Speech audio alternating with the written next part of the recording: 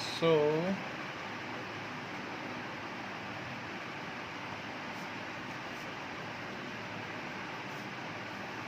in case of amount of substance, that is 1 U is defined as 1/12 of mass of C12 atom. So it is 1/12 into 1.99 into 10 to the power minus 23, इतना होता है उसका मास ग्राम में. So it is 0.166056 into 10 to the power minus 23 gram. Otherwise it is 1.66056 into 10 to the power minus 24 gram. It is 1 U. 1/12 of mass of one carbon atom is 1 U, and it is known as, इसको क्या कहेंगे? So it is 1 AMU, atomic mass unit भी इसको कहते हैं. तो दोनों ही इसके नाम हैं, चाहे AMU कह दो और चाहे तो इसको आप कह सकते हैं U भी कह सकते हैं. U भी चलता है, सब जगह तो U से ही लिखा जाता है. सो एटॉमिक मास यूनिट इस तरीके से बताई जाती है. समझ में आ गई बात? ये जो केमिस्ट्री में भी आपने पढ़ा है ना. आगे देखते हैं.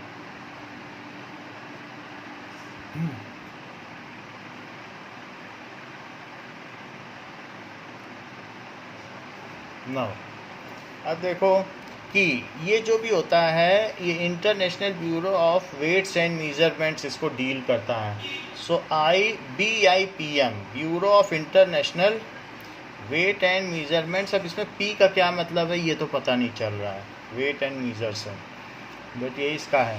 नाउ रेंज ऑफ मासेस, ये हमारे जो मासेस हैं वो छोटे से छोटा मास कितना है और बड़े से बड़ा कितना मास है, दैट इज़ उसकी अपनी एक परास भी है, range of masses. So masses can be as smaller as, अगले पेज में दिया हुआ है इलेक्ट्रॉन का मास जो कि 10 to the power minus 30 है. सो मास ऑफ इलेक्ट्रॉन कितना है? 9.1 into 10 to the power minus 31. अगर मैं इसका ऑर्डर ऑफ मैग्नीट्यूड निकालूं तो कितना होता है? It is approximately 10 into 10 to the power minus 31 kg, जो कि क्या हो जाएगा फर्दर. अगर इसको मैं राउंड ऑफ तो मैंने कर ही दिया है, तो इट विल बी इतने किलोग्राम हो जाएगा. So this will be approximately 10 to the power minus 30 kg. बोलो बात समझ में आ गई ना. और बड़े से बड़ा कितना है? ऑब्जर्वेबल यूनिवर्स का भी मास है. अब जैसे अर्थ का ही मास कितना है? 6 into 10 to the power 24 kg, ये अर्थ का मास है. और मास ऑफ सन कितना है? 2 into 10 to the power 30 kg, हमसे 10 लाख गुना बड़ा मास है उसका. तो अब इतना तो एक का मास है, तो पूरे जितना हम यूनिवर्स देख पाते हैं उसमें बहुत सारी नेब्यूला हैं, निहारिकाएं हैं, बहुत सारी आकाशगंगा हैं, मिल्की वे गैलेक्सी हैं. तो इस तरीके से there are so many galaxies और अपने यूनिवर्स में. तो टोटल मास आता है ऑब्जर्वेबल यूनिवर्स का 10 to the power 55. सो सबसे बड़ा से बड़ा मास हम इसे मानते हैं. How ever this is not the end of universe, ये तो हम सिर्फ इतना देख पाते हैं. सो 10 to the power 55, और ना जाने ऐसे कितने यूनिवर्स होंगे. तो इतना तक अभी तक हम देख पाए हैं. नाउ मेजरमेंट ऑफ टाइम भी.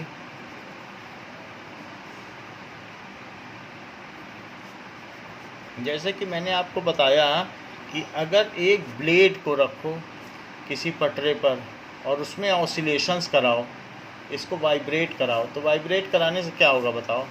मान लीजिए ये 10 ऑसिलेशन इसकी फ्रीक्वेंसी है ब्लेड की, तो पर सेकंड में है. तो ये कितना इसका लिमिट ऑफ रिजोल्यूशन है टाइम, ये टाइम को कितना मीज़र कर सकता है. What is the minimum value of time which can be measured by this blade.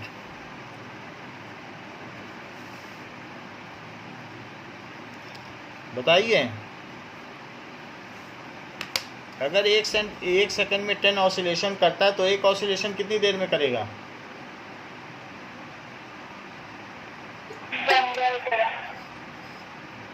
कितनी देर में.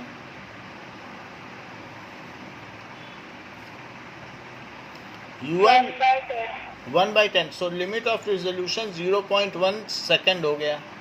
So the minimum value it is up to what limit any measuring instrument can measure, ठीक है, any physical quantity. So is called its limit of resolution. What is limit of resolution?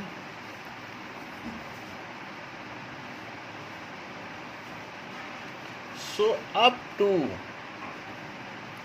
what minimum limit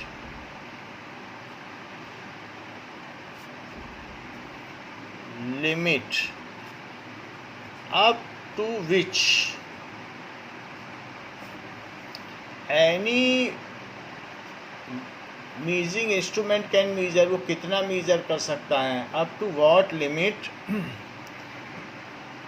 up to which limit up to what minimum limit up to which any measuring instrument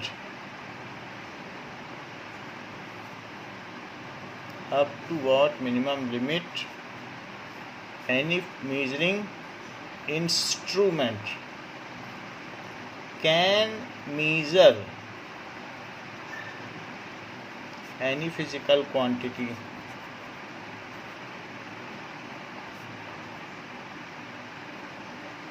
is called its limit of resolution.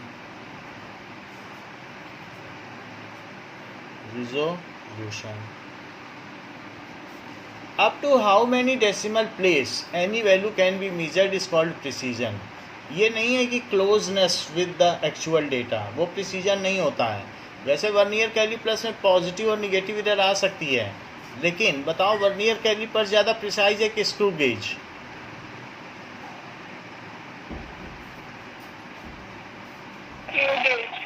Screw gauge, चाहे उसमें error भले ही हो, screw gauge में भी error हो सकती है, लेकिन उसे it can be zeroed, it can be rectified by going to any lab.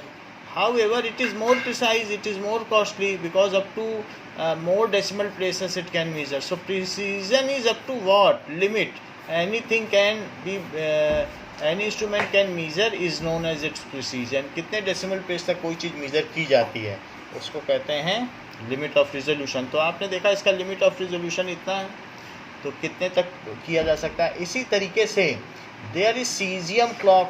Caesium clock का क्या मतलब है कि जो सीजियम है और 133 एटम है, इसकी जो हाइपर फाइन लेवल्स हैं, हाइपर फाइन लेवल SPDF है. सो SPDF इनके बीच में इलेक्ट्रॉन घूमता रहता है और वो कितने ऑसिलेशन करता है.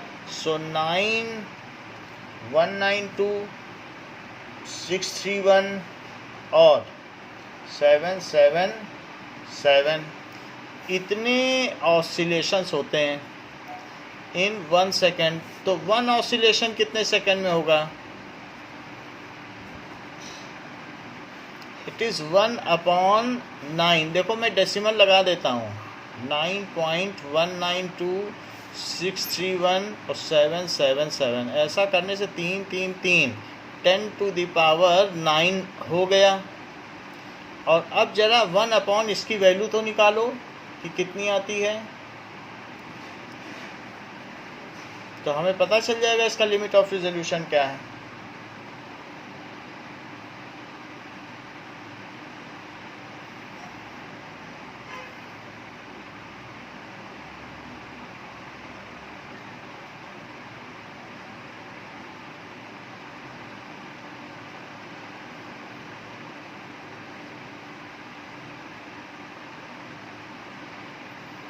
बताइए.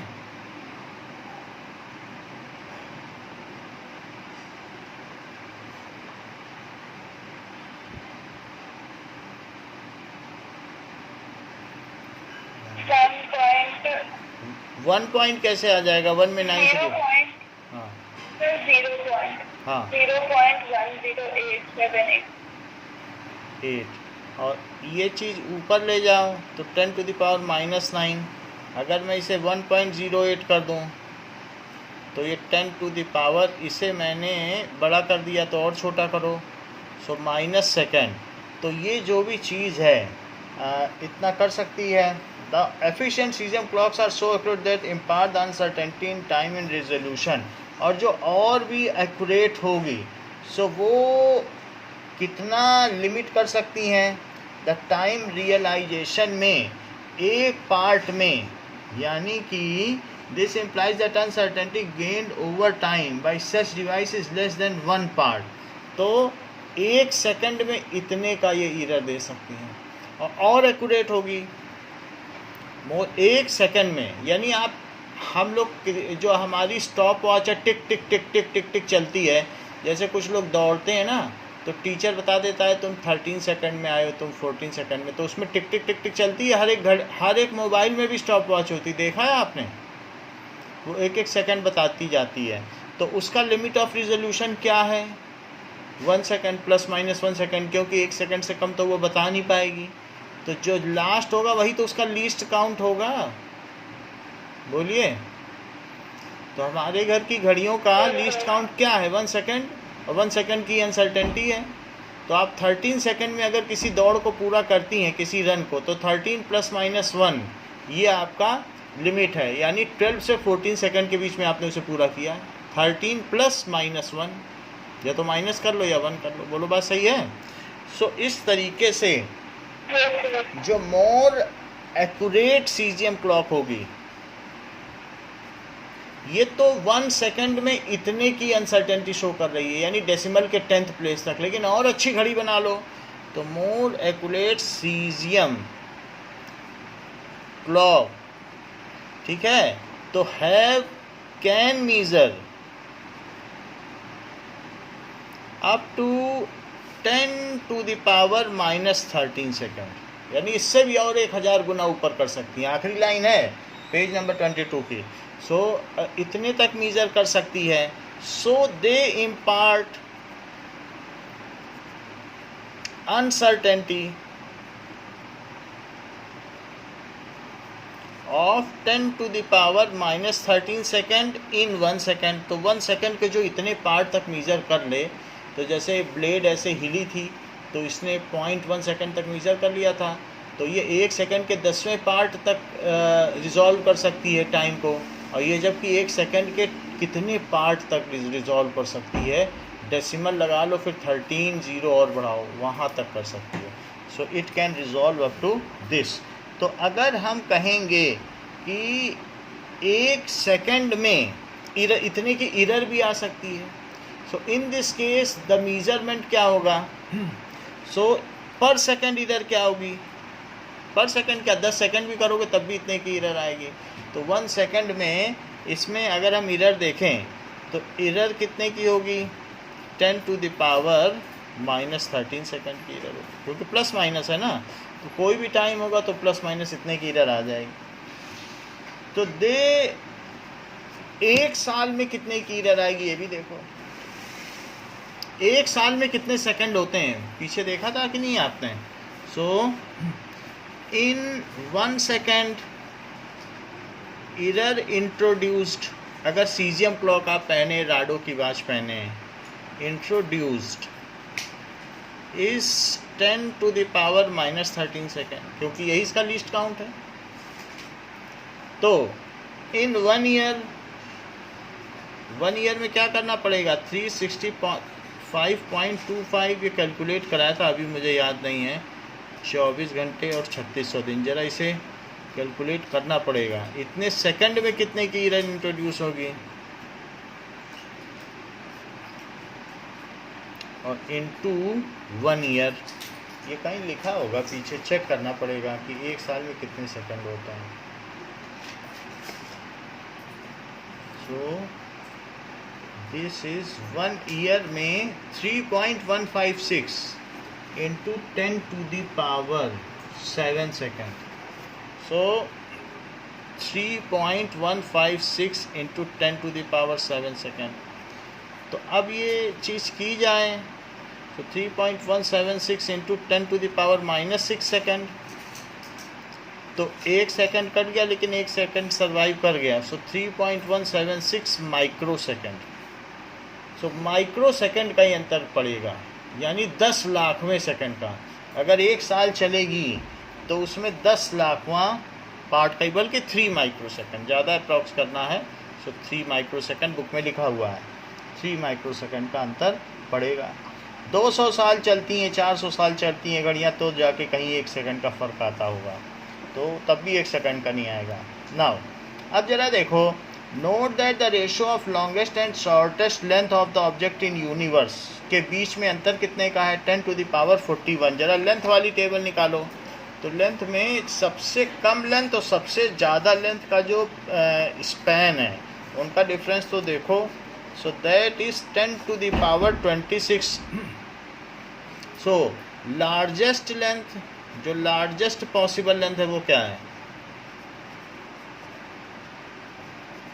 और स्मॉलेस्ट पॉसिबल लेंथ।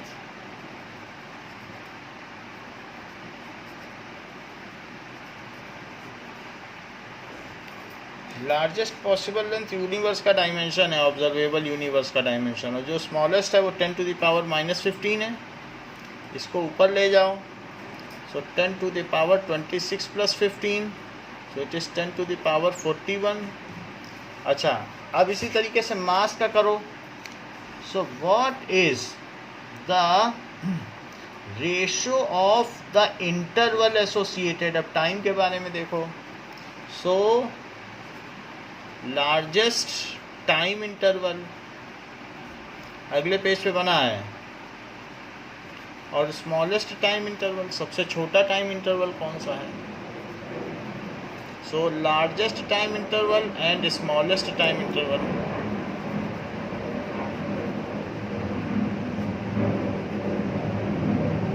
तो पेज नंबर 23 पे आप देखेंगे तो 10⁻17, और नीचे और सबसे ऊपर देखो मोस्ट अनस्टेबल पार्टिकल, तो -24। 1 सेकंड के कितने डेसिमल प्लेस से पहले ही उसकी डेथ हो जाती है। तो ये कितना है? 17 + 24, क्या ये भी 10⁻41 है? और the largest mass and smallest mass देखो।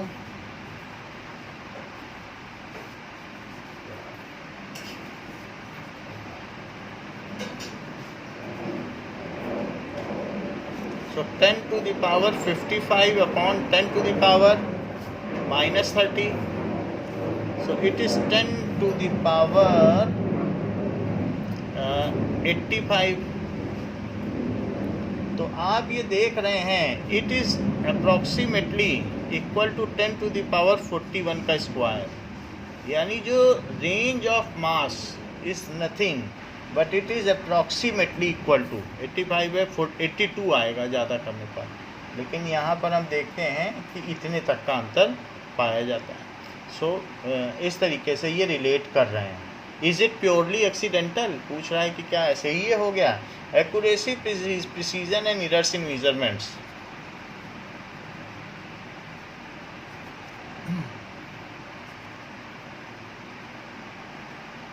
एंड errors in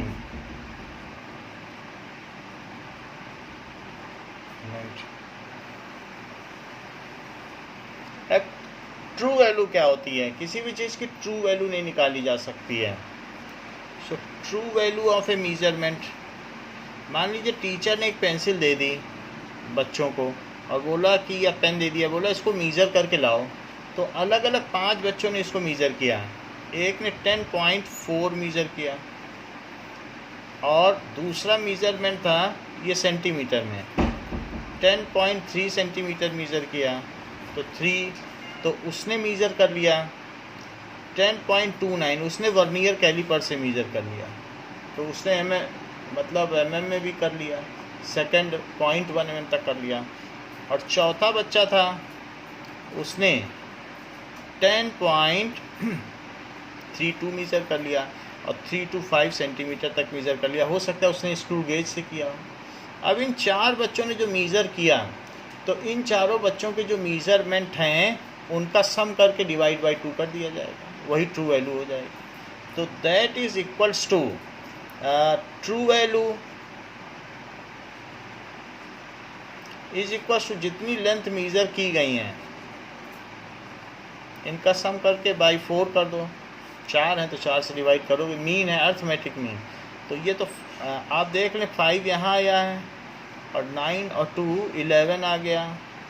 फिर इसके बाद और इधर आए तो 4 + 3 7 + 2 9 + 3 12 और 12 और 13, फिर 1 इधर आ गया तो 41 आ गया।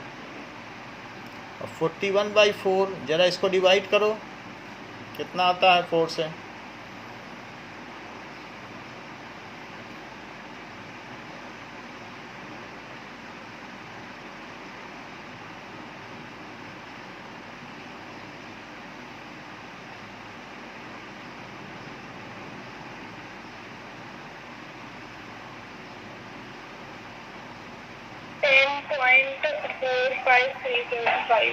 फोर 5 3 3 डिजिट तक ले लेते हैं, 3 to 5 छोड़ दो, इतने सेंटीमीटर। तो अब इसमें किसका डाटा इसके सबसे क्लोज है?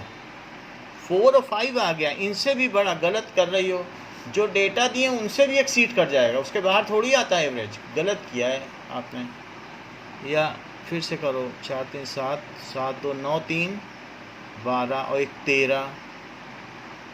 देखो जोड़ा तो हमने ठीक है, आप ज़रा एक बार देख लो, फिर से देख लो। 10.4 आ रहा है, तो कहाँ गड़बड़ी कर दी?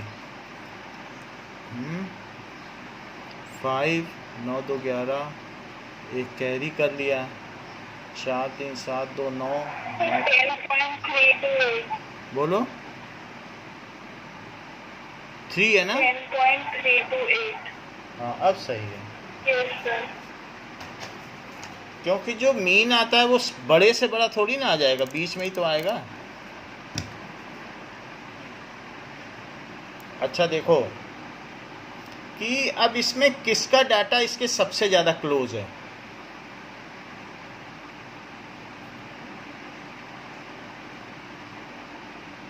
पहले वाले का, दूसरे का कि तीस? हाँ। सो एक्यूरेसी क्या है?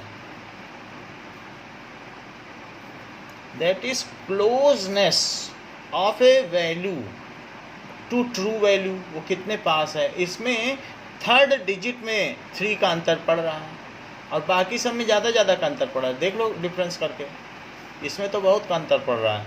So closeness of any data to true value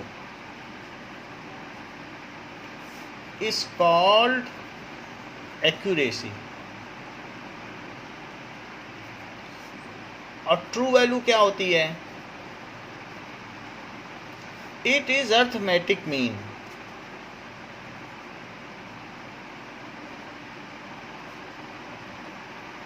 of all observation taken about some physical quantity. जितने भी ऑब्जर्वेशंस आपने लिए हैं, मीजरमेंट्स, उन सब का मीन निकालो।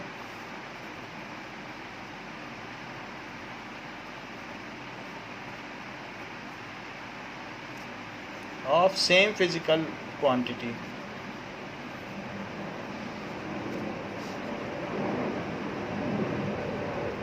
मान लीजिए ये ट्रू वैल्यू है, तो ट्रू वैल्यू क्या होगा? x1 + x2। आप 100 डेटा भी निकाल सकते हो, जितनी मर्जी उतने निकालो, जितने ज़्यादा निकालोगे उतना अच्छा आएगा। तो n से डिवाइड कर दो। सो सिग्मा xi/n, जहाँ i कहाँ से कहाँ तक है? 1 से लेकर n तक है। 1 2 3 करके करते जाओ सारे। तो ये ट्रू वैल्यू है। ट्रू वैल्यू का फार्मूला है अर्थमेटिक मीन।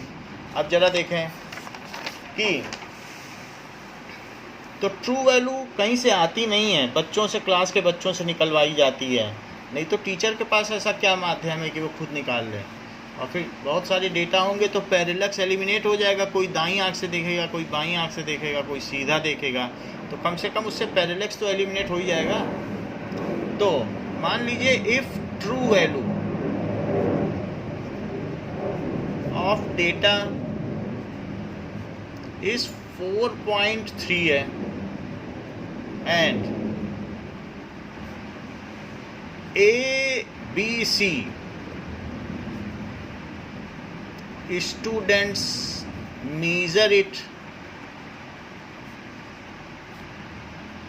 as 4.2, 4.173, 4.27 ऐसे मान लीजिए 4.07।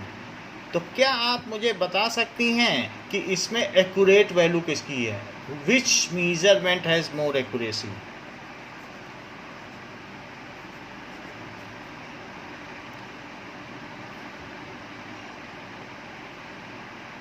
बताइए।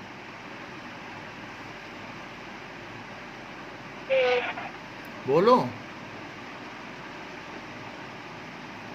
टाइम वेस्ट होता है, थोड़ा तेज बोल दिया करो।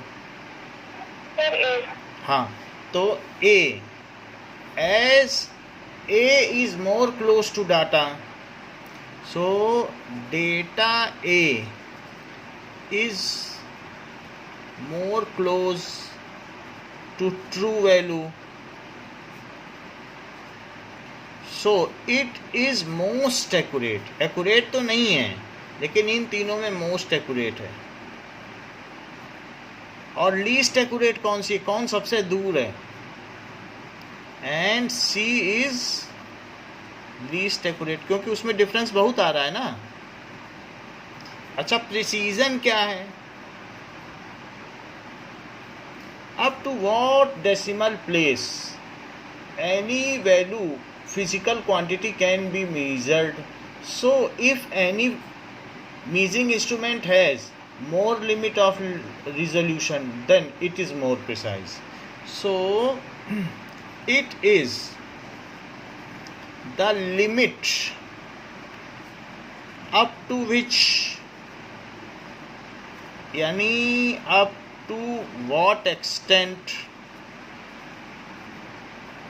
या up to what decimal places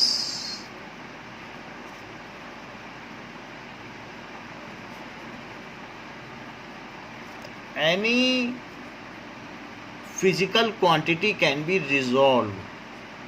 किसी फिजिकल क्वांटिटी को तुम कितना छोटे से छोटा करके रिजॉल्व कर सकती हो उसको।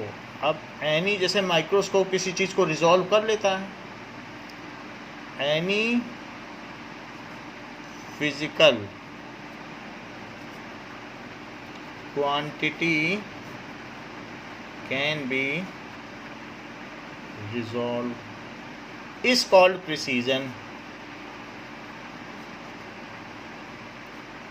तो ऊपर वाले डेटा में मोस्ट प्रिसाइज डेटा कौन सा है? जिसने स्क्रू गेज से किया है कि जिसने वर्नियर से किया है या जिसने मीटर स्केल से, किसका ज़्यादा प्रिसाइज है? हाँ, सो इन above example data of B is more precise, क्योंकि उसने ऐसे इंस्ट्रूमेंट से मेज़र किया है जो लीस्ट लिमिट ऑफ रिजोल्यूशन है, लीस्ट काउंट जिसका सबसे कम है। And data of A is least precise, दो मोस्ट एक्यूरेट, सबसे ज़्यादा एक्यूरेट होगा पर ये लीस्ट प्रिसाइज है। And data of A is least precise।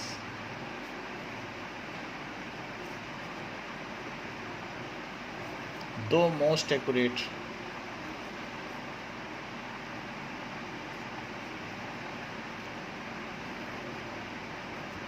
ऐसा होता है।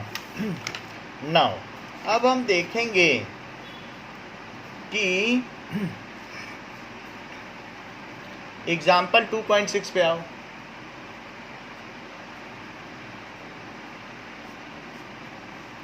ठीक है, सो 2.6 क्या कह रहा है? 2 clocks are being tested against a standard. 12 बजे 2 घड़ियों का समय मिलाया गया। तो उसमें क्या बात कही गई है? The reading of 2 clocks are और दोनों क्लॉक का टाइम दिया गया है कि कब कब वो क्या क्या समय दे रही हैं। सो 12 बजे का ये समय दिया गया है दो घड़ियों का, कि अलग अलग टाइम पे वो क्या क्या समय दे रहे हैं। तो पहले वाली में ज़रा देखो कि संडे मंडे ट्यूसडे वेडनेसडे करके जब टाइम निकाला गया तो कितना रेंज आया, यानी वो घड़ी मंडे को 12 बजे जब देखा गया, एक्चुअली 12 बजे थे, लेकिन उस घड़ी ने एक दिन 12:05 बजाए, दूसरे दिन उसने 12:01:15 बजाए, 12 ही बजे डेली उसी टाइम देखा गया। कभी आगे हो जाती, कभी पीछे हो जाती है, और कभी कुछ देती है। तो इसने सबसे ज़्यादा क्या बजाए बताओ क्लॉक वन में? क्लॉक वन में इसकी मैक्सिमम लिमिट 12 बजे में कितना बताया इसने? 12:01:50 बजाए। ज़रा देखो थर्सडे को। सो 12:01:50, और इसका और मिनिमम कितना है बताओ? 11:59:08 है। ठीक है, तो ये घड़ी कितना आगे पीछे होती है ज़रा चेक करें। तो इट इज़ 42, और यहाँ ज़रा देखो। So the range of error कितनी आगे इसकी बताइए? इतना कभी आगे हो जाती, इतना कभी पीछे हो जाती है। इस 2 मिनट 42 सेकेंड, यानी इतने मिनट की एरर है। 2 मिनट 42 सेकेंड, या ऐसे लिख लो 2 मिनट 42 सेकेंड।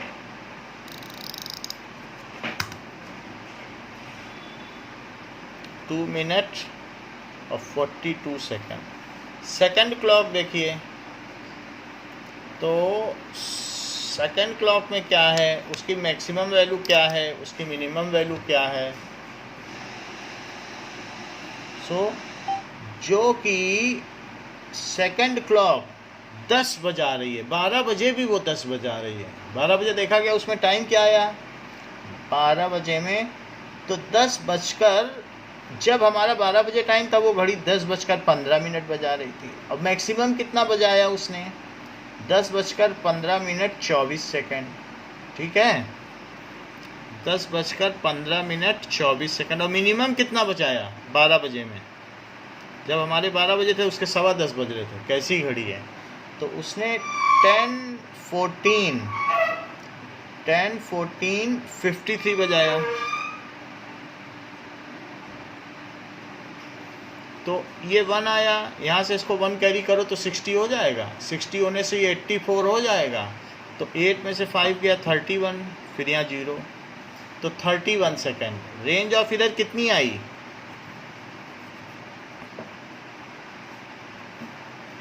31 सेकेंड। तो ये ज़्यादा प्रिसाइज है, क्योंकि ये कम एरर दे रही है। ये एरर सेकंड्स में दे रही है, मिनट में दे रही है। अगर आप मान लो मीटर स्केल से मीजर करोगी तो आपकी एरर जो है mm में आएगी, और ये mm के डेसिमल में आएगी। सो एस यहाँ पर, और एक्यूरेट कौन सी है बताओ? 12 बजे के समय 12 बजे कौन बजा रही है? ये बजा रही है, और ये 2 घंटे पीछे है।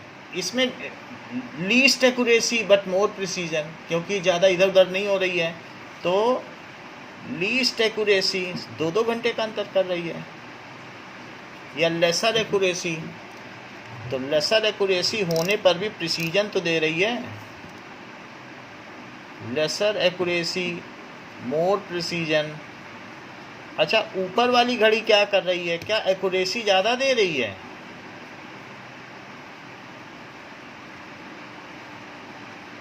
और precision?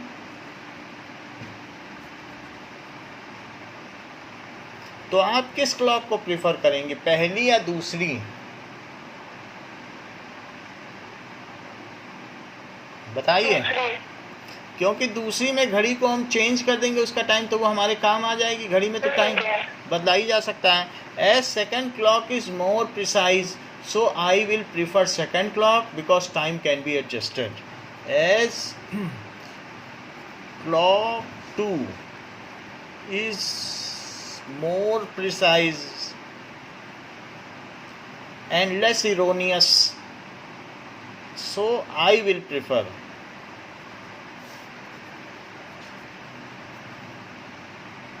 clock 2. Moreover, time can be adjusted.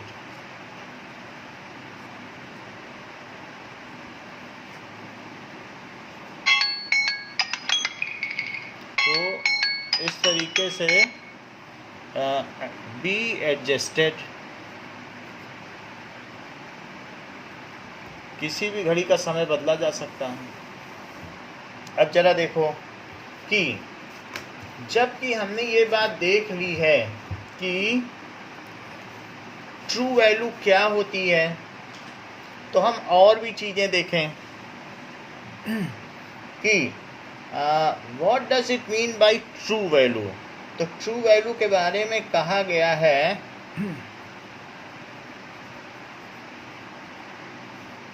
if a1 a2 a3 to an are measurements, a1 a2 to an are several measurements,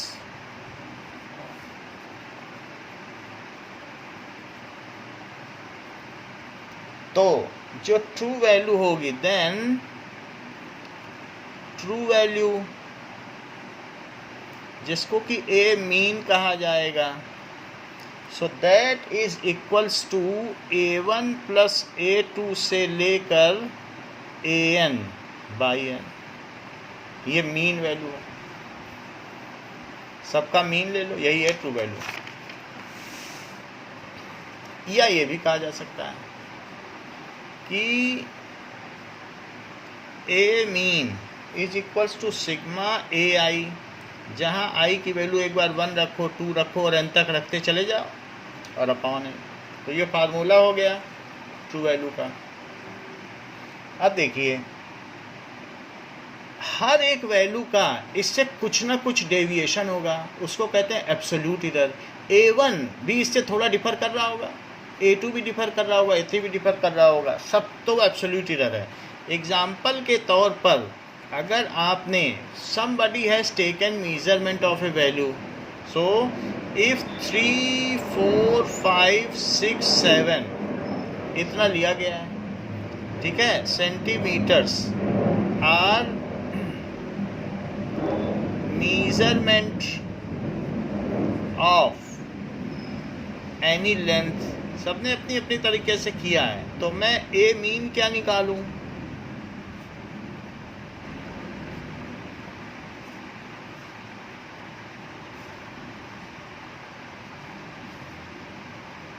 तो देखो 5 है और 6 4 10 और ये भी 10, तो 10 10 20 5 25 हुआ, तो बोलो 5 आ गई, 5 सेंटीमीटर। ये हो गई ट्रू वैल्यू। अच्छा इसका इससे इरर है, इसका इससे इरर है, so magnitude of error of individual measurement is called absolute error. So magnitude of error of individual measurement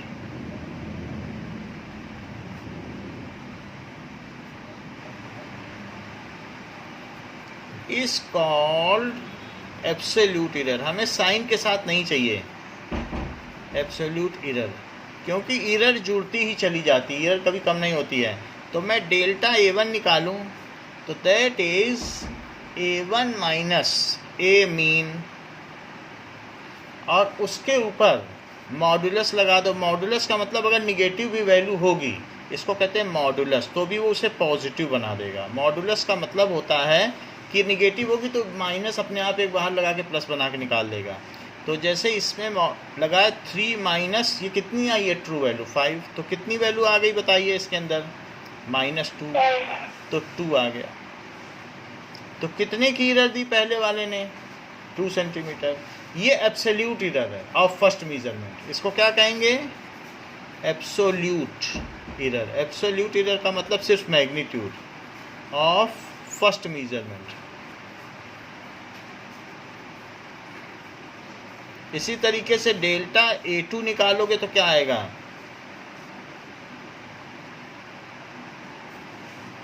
that is 4 - 5 और फिर डेल्टा A3 कितना आ जाएगा?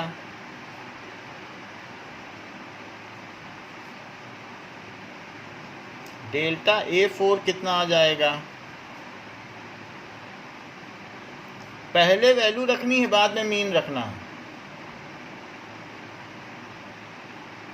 और डेल्टा A5 कितना आ जाएगा?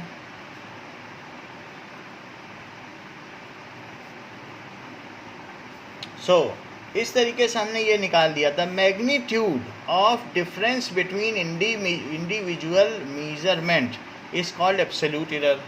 So what is absolute error of measurement? तो book में bold letter में लिखा है 24 पेज पे, magnitude of difference between individual measurement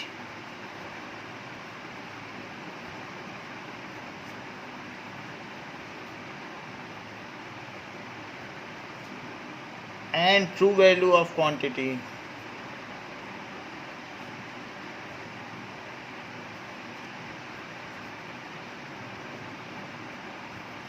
is called, उसको क्या कहेंगे? Absolute error of measurement.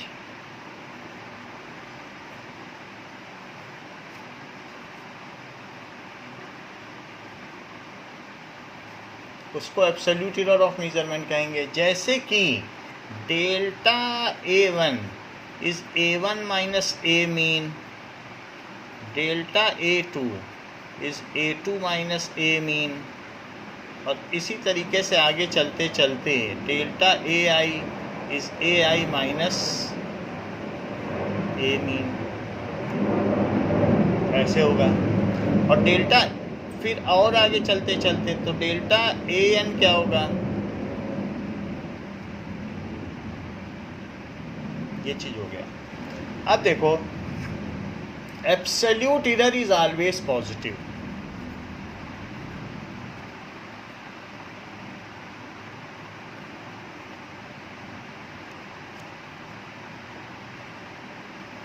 एक हमारे पास मॉड्यूलस का ऑपरेशन है जिसके अंदर कोई भी चीज़ डाल दो तो वो उसको क्या करता है? पॉजिटिव कर देता है। ये एक ऐसी मशीन है कि जिसमें से पॉजिटिव वैल्यू जाए तो उसको निकल जाने देता है, कहता है तुम पॉजिटिव हो तो जाओ निकल जाओ, और निगेटिव वैल्यू जाए -3 तो कहता है अरे तुम तो निगेटिव हो, जाओ तुम तो निगेटिव हो, मेरे पास से एक मास्क लेते जाओ, पॉजिटिव बन जाना नीचे। तो जो निगेटिव है उस मशीन को एक और निगेटिव दे देता है कि अरे तुमको कुछ गड़बड़ी लग रही है, मास्क लो, जिससे उसे पॉजिटिव है, हाँ तुम ठीक हो, जाओ निकल जाओ एयरपोर्ट से, तुम गड़बड़ हो तो ये दवा लो। समझ में आ गई बात? इसको कहते हैं मॉडुलस फंक्शन। अगले पेज में कल मैथ्स में पढ़ेंगे, इसीलिए आज बता दे रहे हैं मॉडुलस फंक्शन, ठीक है? तो वो बदल देता है, निगेटिव में एक माइनस और लगा देता है, प्लस को जाने देता है, तो हर तरीके से चीज़ पॉजिटिव हो गई। बताइए हाँ या नहीं? Is it clear?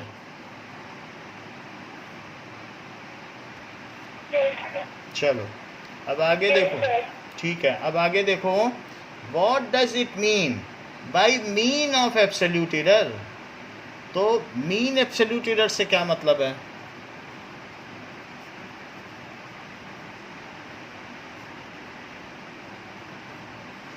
Mean absolute error का मतलब होता है कि delta A mean, delta A ऊपर लिखा जाएगा बोल्ड में डेल्टा के ठीक सामने, और मीन नीचे लिखा जाएगा, delta A mean it is equals to delta A1 पे मॉड प्लस डेल्टा A2 पे मॉड प्लस डेल्टा A3 पे मॉड, और जहाँ तक जाते जाओ डेल्टा AN पे मॉड। और चूंकि ये n मेजरमेंट्स हैं तो n से डिवाइड कर दो, या ये भी कहा जा सकता है सिग्मा डेल्टा ए आई जो एक कोई जनरल वैल्यू है जहाँ आई की वैल्यू 1 से n तक हो सकती है, ये सिग्मा कहलाता है। सिग्मा का मतलब समेशन, जोड़, अपॉन है। जैसे हमने पीछे एक वैल्यू निकाली थी तो वहाँ हमने देखा था पहले में 2 का अंतर आया था, दूसरे में 1 का अंतर आया था, और तीसरे में कितने का अंतर आया था। तो अगर आप ऐसे ना भी करना चाहो तो ऐसे लिख लो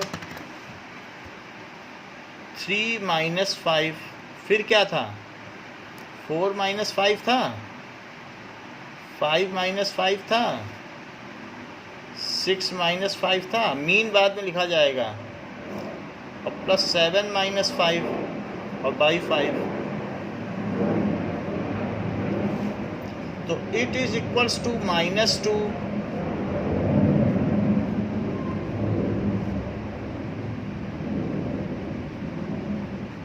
तो ये चीज़ क्या हो जाएगी। सो दिस इज -2 है तो एक और माइनस दे देगा उसको। सो 2 + 1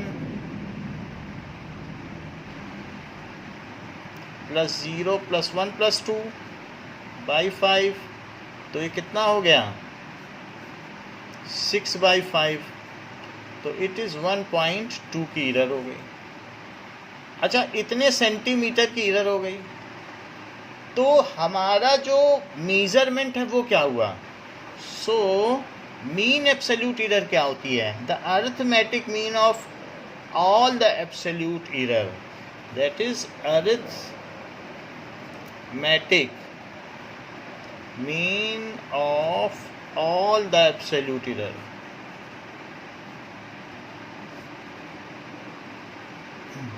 ठीक है, is taken as final error.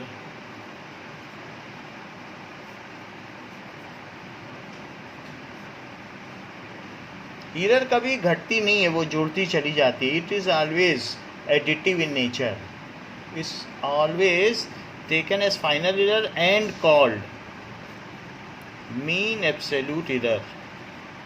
Mean absolute error, ये चीज कही जाएगी mean absolute error. Mean absolute error. So measurement क्या हो जाएगा। So measurement A is equals to जो ए मीन आया है और प्लस माइनस डेल्टा ए मीन, उसमें एरर कितने की पाई गई। ए मीन आया था मेरा 5 सेंटीमीटर, मैंने जो पेन सबसे मेज़र करवाया था, और एरर कितने की आई है 1.2 सेंटीमीटर आया है, देख लो। तो एक बार माइनस करो तो कितना आएगा। सो एक बार आएगा ए mean minus delta A mean 2, A mean plus delta A mean, यानी जो एरर की रेंज आएगी वो आपका जो पेंसिल की लेंथ है वो यहाँ से यहाँ तक हो सकती है। 5 - 1.2 सेंटीमीटर से लेकर 5 + 1.2 सेंटीमीटर, यानी 3.8 सेंटीमीटर होने की भी उसकी संभावना है, क्योंकि से लेकर 6.2 सेंटीमीटर, ये उसकी रेंज हो गई। This is range of value. यानी इसका क्या मतलब हुआ, जो हमारी ट्रू वैल्यू है वो इनके बीच आ सकती है। किनके किनके बीच आ सकती है, that is A mean minus delta A mean, कम से कम इससे तो बड़ी ही होगी जो मिनिमम वैल्यू है। जैसे हमारी मेजरमेंट हमें नहीं मालूम है कि कितनी के, टीचर डाउट कर रहा है कि पता नहीं पेंसिल कितने सेंटीमीटर की होगी, तो इससे बड़ी होगी या इसके इक्वल भी हो सकती है, और ये जो मैक्सिमम वैल्यू है उससे छोटी होगी। तो हमारे पेंसिल की वैल्यू यहाँ से यहाँ तक होगी। तो इट इज़ ए मीन और प्लस डेल्टा ए मीन। जो एरर आती है वो माइनस भी हो सकती है उतना, क्योंकि हमने ऊपर मॉडुलस ले लिया ना एरर का, तो पता नहीं पेंसिल की लेंथ कमी हो और किसी ने ज़्यादा निकाली तो ज़्यादा ही हो। तो टीचर अब डाउट कर रहा है कि पता नहीं पेंसिल की लेंथ कितनी है। फाइनली वो इस कंक्लूज़न पे पहुंचा कि यहाँ से यहाँ तक है। तो अब आप मुझे बताइए, यहाँ तक बात समझ में आई? Yes, sir. चलो अब हम देखेंगे कि व्हाट इज रिलेटिव एरर, यानी ये जो एरर आई है ये कितने में आई है? क्या 5 में आई है? 5 सेंटीमीटर मीजर किया था ना, ट्रू वैल्यू कितनी थी? 5। तो 5 में इतने की एरर आई, तो 1 में कितने की एरर आई? सो रिलेटिव एरर क्या होता है?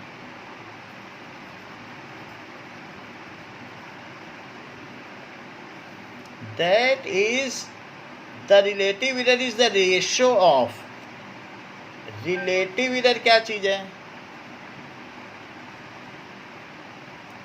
It is delta A mean upon A mean, यानी कि in 5 centimetre error is of 1.2 centimetre, तो 1 में जितने की एरर आती है उसको कहते हैं रिलेटिव एरर। जैसे रिलेटिव डेंसिटी होती है तो वैसे ये रिलेटिव है। 1.2/5, तो 1 में कितने की आएगी? पर यूनिट सेंटीमीटर कितने की एरर है? तो ये चीज़ हो गई डेल्टा ए मीन, ये चीज़ हो गई ए मीन। तो व्हाट इज रिलेटिव एरर की डेफिनीशन? ठीक है, so the relative error is the error per unit physical measurement. Relative error is the ratio of mean absolute error. It is the ratio of mean absolute error to mean value या true value, जो भी कहना चाहो, to mean value. It is error per unit true value measurement. It is error per unit measurement.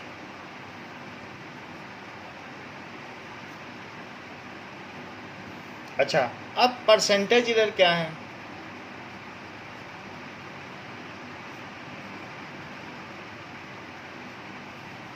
It is, percentage error को कहा जाता है delta A. Percentage error delta A, ये स्मॉल डेल्टा है। कैपिटल डेल्टा कौन होता है? बड़े लेटर हैं, ये लार्ज डेल्टा है, कैपिटल डेल्टा। जैसे हम लोगों में छोटी ABCD और बड़ी ABCD होती है, वैसे ही ग्रीक में भी होती है। तो small delta, it is relative error. 1 में इतने की एरर आई तो 100 में कितने की एरर आई? 100 से मल्टीप्लाई कर दो। जैसे कल नहीं कर रहे थे PPM, कि 1 में इतने की है, फ्रैक्शन में निकाला, फिर परसेंट निकाला, फिर पर मिलियन निकाला, फिर पर बिलियन, जितने में निकालना है उतने से मल्टीप्लाई कर दो। So delta A mean upon A mean into 100। बोलिए, बात समझ में आ गई? और परसेंट में लिखा जाए। Yes, sir. ओके, अगर आपको ये बात समझ में आ गई होगी तो आप 2.7 क्वेश्चन कर लेंगे। तो एग्जाम्पल 2.7 करिए। हमको मेजरमेंट्स दिए गए हैं और आप मुझे इसकी ट्रू वैल्यू निकाल के दिखाओ कि सिंपल पेंडुलम है, ये लटका हुआ है। अच्छा, बच्चों से कहा कि इसका टाइम पीरियड निकालो, ये यहाँ जाए, फिर यहाँ जाए और फिर यहाँ आ जाए, इसमें जितना समय लगता है टाइम पीरियड, अपनी पोजीशन से जाके फिर उसी पोजीशन में आ जाए और उसी फेज़ में कि आगे चलने के लिए फिर तैयार है अगले ऑसिलेशन पे। ये 1 ऑसिलेशन है। 1 ऑसिलेशन कहीं से भी लिया जा सकता है। अगर आप एक तरफ से छोड़ रहे हो तो ये यहाँ जाए और यहाँ फिर से आ जाए, तब 1 ऑसिलेशन, क्योंकि फिर अब अगली बार वैसे ही जाने को तैयार हो जाएगा। तो 1 ऑसिलेशन, आप जिधर से चाहे मिडिल से छोड़ें चाहे ऐसे छोड़ें, ये 1 ऑसिलेशन। तो 5 बच्चों ने अलग अलग ऑसिलेशन लिए और उसका टाइम रिकॉर्ड किया। सो टाइम पीरियड, तो time taken during 1 oscillation is called time period.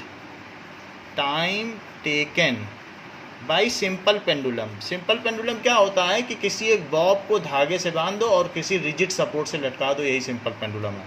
Time taken by simple pendulum to complete one oscillation.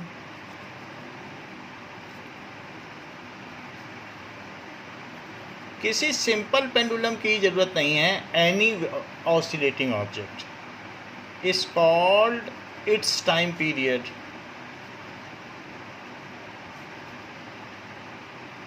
तो उसे कैपिटल टी से रिप्रेजेंट करेंगे तो T1 कितना है 2.63 सेकेंड।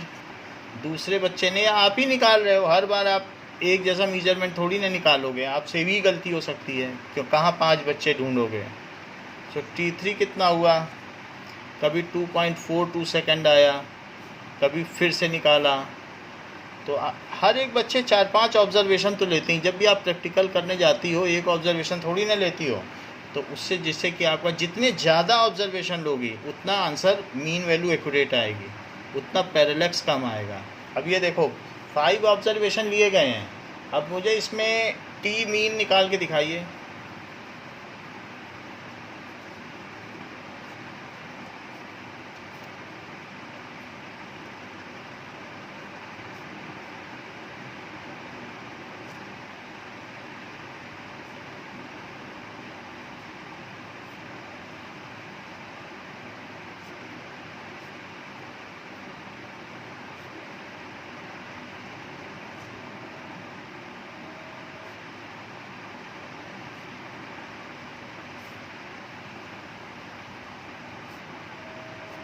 बोलो।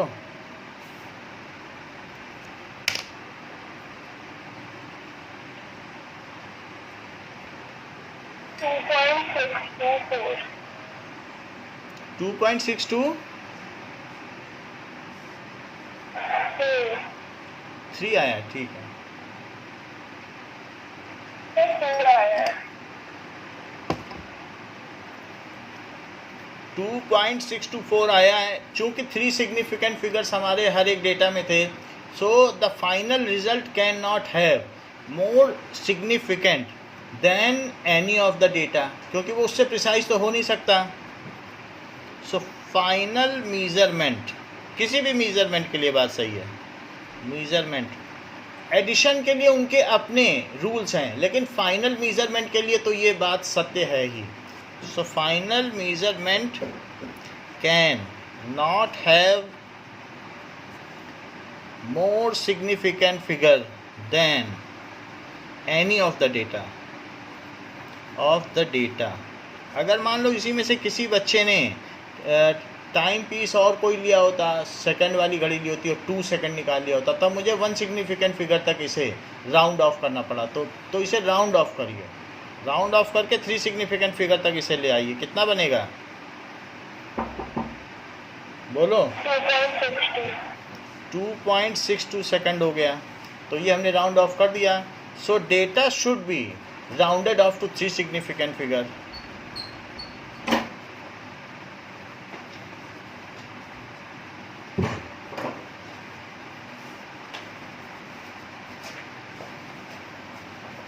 हमने इसको 3 सिग्निफिकेंट फिगर तक कर दिया है। अब सबकी एब्सोल्यूट इधर निकालो, सबका मीन निकालो। So delta A mean it is 2.63 minus 2.62, 2.56 minus 2.62, 2.42 minus 2.62। वैसे मुझे फार्मूला लिखना चाहिए, मैं नहीं लिख रहा हूँ तो आप लिख दीजिएगा। अब वो भूल हो गई है लेकिन आप लिख दीजिएगा, लिखना ज़रूरी है। सो 2.62 और प्लस 2.80 माइनस 2.62 और डिवाइडेड बाई 5। देखो हर एक में क्या क्या वैल्यू आती है, कुछ चीज़ें तो यहीं से समझ में आ रही हैं। ये 0.01 आ गया, यहाँ से देखो कितने का अंतर है, 6 का अंतर है, तो 0.06 आ गया। किसी से किसी को भी घटा दो, पॉजिटिव लिखना है।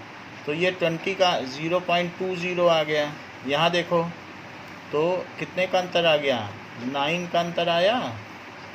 0.09 और यहाँ देखो तो 0.18 का अंतर आया और डिवाइडेड बाई 5। बोलो बात समझ में आ गई? Yes sir.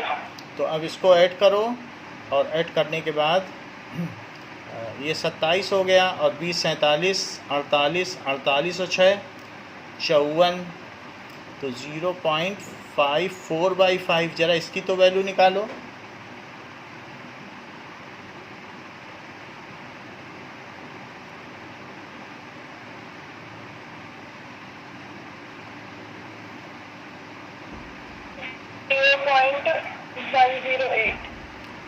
$108। चूँकि जो इरर्स हैं वो 2 सिग्निफिकेंट फिगर तक हैं तो हमें इसे राउंड ऑफ करना पड़ेगा 2 तक। तो ये कितना हो जाएगा? 0.11 सेकेंड, क्योंकि 8 इसे बदल देगा, लास्ट डिजिट ड्रॉप हो गया। तो ये क्या चीज़ आई है जो आया है?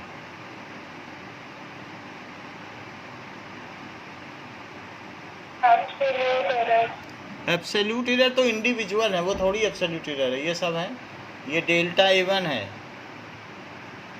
बताया नहीं था आपको?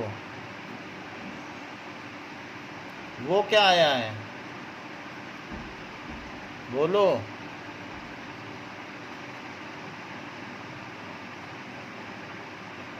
मीन एब्सोल्यूट एरर नहीं आई क्या? हाँ मीन है वो तो मीन आ गई। हमने सारी एब्सोल्यूट एरर को जोड़ के डिवाइड बाई 5 किया है कि नहीं किया है? तो मीन आया ना। अब जबकि मीन आ गया तो आपकी रेंज ऑफ डाटा क्या हो जाएगा? सो रेंज ऑफ टाइम पीरियड क्या हो जाएगी बताइए?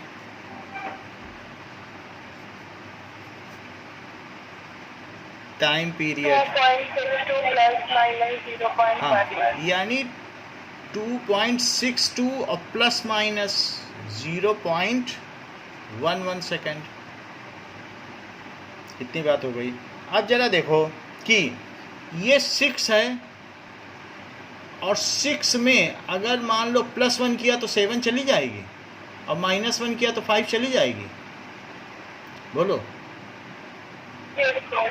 तो जब इसके फर्स्ट डेसिमल एरर में ही इतना बाउंस हो रहा है कि वो 7 जा रहा है, 5 जा रहा है, then why to discuss what is a need of going for the second digit error? तो एरर तो सिर्फ एक ही प्लेस में लेना ठीक है। हम बहुत यहाँ पर ड्रम बीट्स में बोलते रहे, देखो इस डिजिट में इतने की एरर, इस डिजिट में, इट इज़ अननेसेसरी।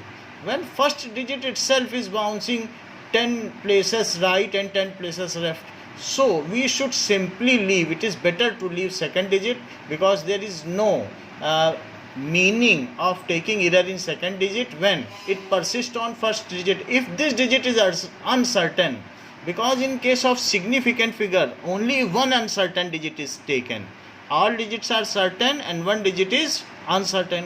और हम यहाँ लेके बैठे हैं कि हमारे तो 2 अनसर्टेन है, तो ये तो डेफिनेशन का ही उल्लंघन है। बताइए। तो इसलिए हम इसे अब 2 डिजिट तक राउंड ऑफ कर देंगे। सिर्फ एक डिजिट को अनसर्टेन होना चाहिए, 2 नहीं लिए जा सकते। तो ये हो गया। तो यहाँ रेंज कितने की हो गई बताइए? So it is 2.5 second to 2.7 second. ये रेंज हो गई कि नहीं? ठीक है। अब बताओ, अब ये हमारी टाइम पीरियड आ गई है। अब 2.6 सेकेंड में 0.1 सेकेंड की एरर है, तो रिलेटिव एरर कितने की हुई?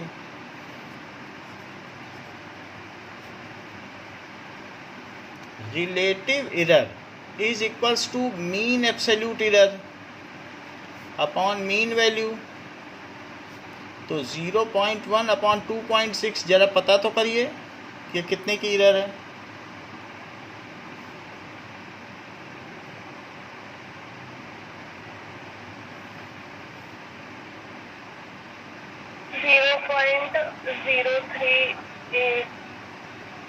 $0.038 आ गया। अच्छा, परसेंटेज एरर क्या होती है?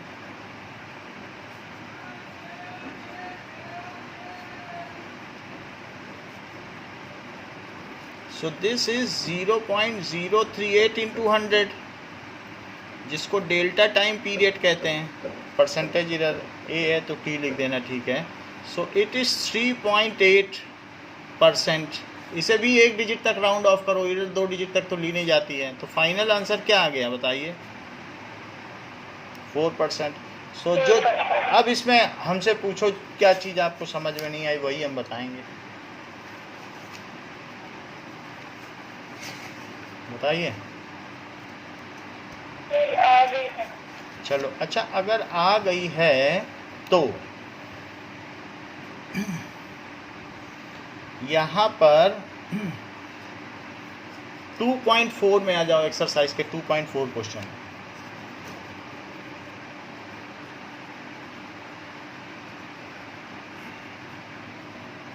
कहा जा रहा है clearly to call a dimensional quantity large और स्मॉल। हम किसी को स्मॉल या लार्ज नहीं कह सकते जब तक कि हमारे पास कंपैरिजन ना हो।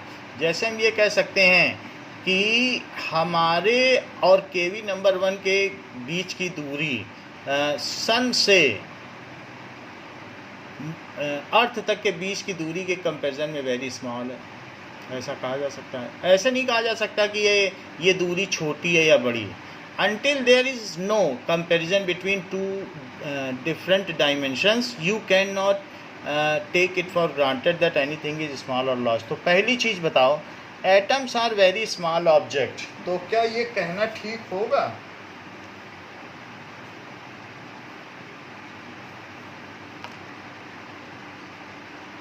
कि नहीं ठीक होगा? आपका क्या विचार है? बताओ। Is it? तो क्यों नहीं ठीक होगा? रीजन के साथ भी तो बताइए। ये बोल दिया आपने कि ठीक तो नहीं होगा, क्या रीजन है, क्यों आप कह रहे हैं कि नहीं ठीक होगा? ये तो हमें कैसे पता चलेगा? सो यू कैन से कि एटम इज, वो कह रहा है लार्ज और दिस, तो इसको करेक्ट भी करने को कह रहा है। In the view of this reframe, so atoms are very small in comparison to sharp pin, तब ठीक होगा। Atoms are very small in comparison to sharp pin, जबकि एटम बहुत ज़्यादा लार्ज है इलेक्ट्रॉन और क्वार्क से। तो अगर मैं और नीचे भी चलता चला जाऊं तो there is no end of infinity at the smallest level as well as at the largest level. ऐसा ना सोचो कि जो माइन्यूट थिंग्स हैं वो भी लिमिटलेस हैं, वहाँ भी इन्फिनिटी चलता है। छोटी से छोटी क्वांटिटी और भी छोटी हो सकती है, हम देख नहीं पाते हैं, वी कैन नॉट परसीव, तो इट इज़ देयर। अगला देखो, the jet plane moves with great speed, इसे ठीक करो। तो जेट प्लेन मूव्स फास्टर, किससे फास्टर मूव करता है? देन सुपर फास्ट ट्रेन, इसीलिए तो फास्टर बोलना ठीक है। ऐसे सिंपली कह दें तो जेट प्लेन जो है अर्थ से ज़्यादा तेज़ी से नहीं चलता है। अर्थ की स्पीड बहुत ज़्यादा है अपनी ऑर्बिट में, 10⁵ है मीटर पर सेकंड, और जेट कितना है 300 माइल्स पर आवर के हिसाब से चलता है, या ये कह सकते हो 600 मीटर पर सेकंड। 100 है सुपर फास्ट की, इसकी 600 है, बस इतने का अंतर है, 2 मैक से ज़्यादा नहीं होता है। अब देखो, the mass of Jupiter is very large, किसके कंपैरिजन में वेरी लार्ज है बताओ?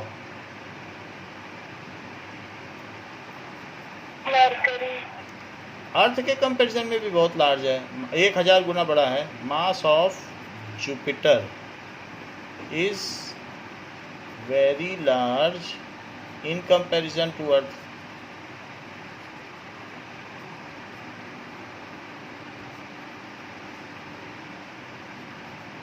तो ये चीज़ है। नेक्स्ट पढ़िए, नेक्स्ट का क्या है?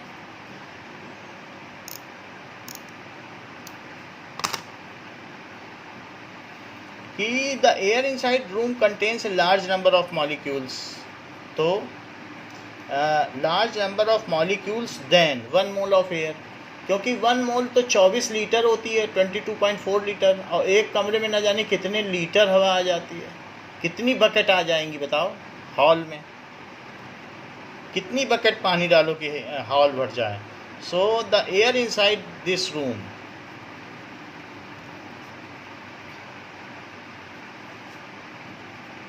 this room contains